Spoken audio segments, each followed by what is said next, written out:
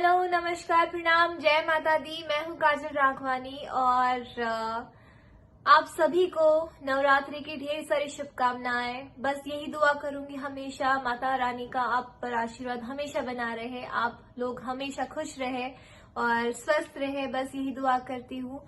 और जो जो सिचुएशन अभी चल रही है, जो बीमारी चल रही है, जल्दी से जल्दी खत्म हो जाए। भगवान माता रानी सारा चीज खत्म करके ये 9 दिन में सब खत्म कर दे, बस यही दुआ करती हूँ। और हमेशा आप लोग खुश रहे।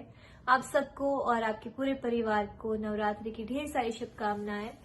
थैंक यू सो मच, आप इतना प्यार देते हैं हमें और बस हम भी यही दुआ करेंगे हमेशा कि आप लोग स्वस्थ रहे और हमेशा मुस्कुराते रहे। Thank you so much, love you guys, take care and happy Navratri.